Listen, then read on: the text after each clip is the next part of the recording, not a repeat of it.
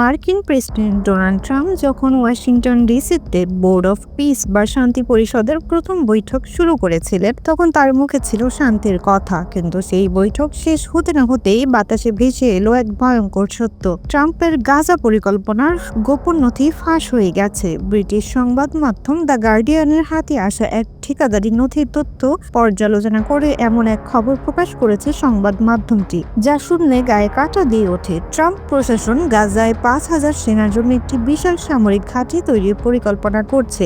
যে মানুষটি একসময় দাবি করেছিলেন যে গাজায় মার্কিন সেনা থাকবে না, সেই ট্রাম্পই এখন তৈরি করছেন সেখানে এক চিরস্থায়ী সামরিক দুর্গ। এই পরিকল্পনার মূল আকর্ষণ হলো এক বিশালতা ও রহস্যময় ভাব। উপত্যকার প্রায় 350 একর জমিতে গড়ে তোলা হবে এই ঘাঁটি। কল্পনা করুন 350 একর জমি, যা কয়েকশো ফুটবল মাঠের সমান।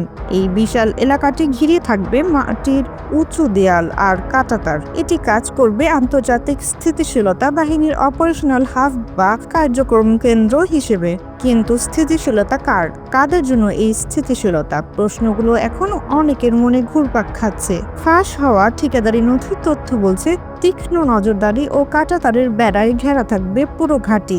এটি যেন এক আধুনিক দুর্গ, যার ভেতরে থাকবে বাইরের বিশ্ব থেকে বিচ্ছিন্ন একটি সামরিক জগৎ। এই ঘাঁটির নকশা করা হয়েছে এমনভাবে যাতে এটি যে কোনো আক্রমণ ঠেকিয়ে রাখতে সক্ষম হবে। সেখানে থাকবে 26টি ওয়াচ টাওয়ার বা পর্যবেক্ষণ টাওয়ার। এই টাওয়ারগুলো থেকে 24 ঘন্টা নজরদারি চালানো হবে। রাতের অন্ধকারেও এই টাওয়ারগুলোর আলোয় চারপাশ যেন দিনের মতো উজ্জ্বল থাকবে ছোট অস্ত্র রেঞ্জ, যেখানে সেনারা অনুসরণ করবে। মাটির নিচে তৈরি করা হবে বাংকার বা সুরক্ষিত আশ্রয় কেন্দ্র। আর থাকবে বিশাল গুদাম, যেখানে রাখা হবে কামান, ট্যাঙ্ক আর অস্ত্রশস্ত্র। প্রয়োজনে এই ঘাঁটিতে আশ্রয় নিতে পারবে আইএসএফ বা আন্তর্জাতিক স্থিতিশীলতা বাহিনীর সেনারা। কিন্তু এই আশ্রয় কেন্দ্রটি কার জন্য? স্থানীয় মানুষের জন্য তো নয়, বরং তাদের জন্য যারা এসেছে তাদের জমি দখল করতে। এই ঘাঁটির জন্য দক্ষিণ গাজার যে শুষ্ক সমতল এলাকা নির্ধারণ করা হয়েছে, তা এখন পুরোটাই ইসরায়েলি বোমা হামলায় ক্ষত বিক্ষত। এক সময় হয়তো সেখানে ছিল ঘরবাড়ি, ফসলের জমি বা শিশুদের খেলার মাঠ, কিন্তু এখন সেখানে আছে কেবল ধ্বংসস্তূপ। মাটির গায়ে বোমার গভীর দাগ, বোমার আঘাতে উড়ে যাওয়া কংক্রিটের টুকরো ছড়িয়ে আছে চারদিকে।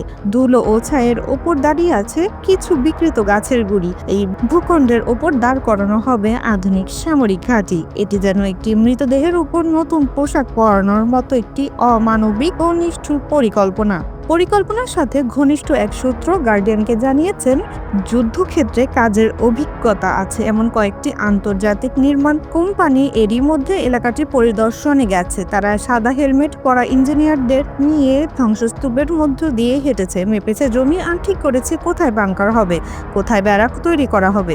তাদের বুটের তলায় চাপা পড়ছে গাজার মানুষের স্বপ্ন ও স্মৃতি। এই দৃশ্যটি একটি গভীর বেদনার। মানুষের বেঁচে থাকার লড়াইয়ের ধ্বংসাবশেষের উপর দাঁড়িয়ে বিদেশি সেনাদের জন্য দুর্গ তৈরি করা হচ্ছে। এটি যেন বডিজ অ্যান্ড স্কার্টস বা শরীর আর ক্ষত মাটির এই ক্ষত চিহ্নগুলোর ওপর নতুন করে ক্ষত সৃষ্টি করা। ফাঁস হওয়া এই নথির বিষয়ে নিজের মতামত জানিয়েছেন ফিলিস্তিনি কানাডিয়ান আইনজীবী ডায়ানা বুত্তু।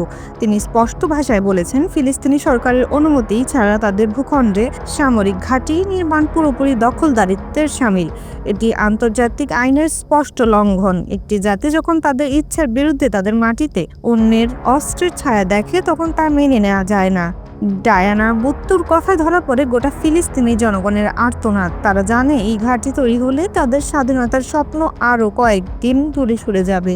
এটি হবে এক চিরস্থায়ী কারাগারের মতো, যার চাবি থাকবে ওয়াশিংটনের হাতে। তবে এ বিষয়ে কোনো মন্তব্য করেননি ট্রাম্প প্রশাসন। হোয়াইট হাউস থেকে কোনো স্পষ্ট বক্তব্য বা অস্বীকার আসেনি।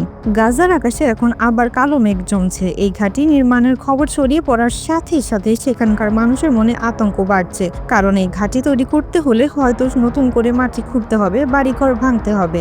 আর এটা নিশ্চিত যে ফিলিস্তিনিরা এটি মেনে নেবে না। তারা প্রতিরোধ গড়ে তুলবে, আর এই প্রতিরোধের মুখে এই ঘাঁটি রূপ নেবে এক রক্তক্ষয়ী যুদ্ধক্ষেত্রে। ট্রাম্প ও তার মিত্ররা হয়তো ভাবছেন তারা সেখানে শান্তি আনবে, কিন্তু বাস্তবতা হবে উল্টো। তারা আনবে চিরকালীন বিশৃঙ্খলা। ওয়াশিংটনের এই পরিকল্পনা পারমিশন টু ক্রিয়েট ফিলিং বা ইচ্ছে মতো তৈরি করার এক বিকৃত রূপ। তারা ভাবছে তারা যা খুশি তাই করতে পারবে।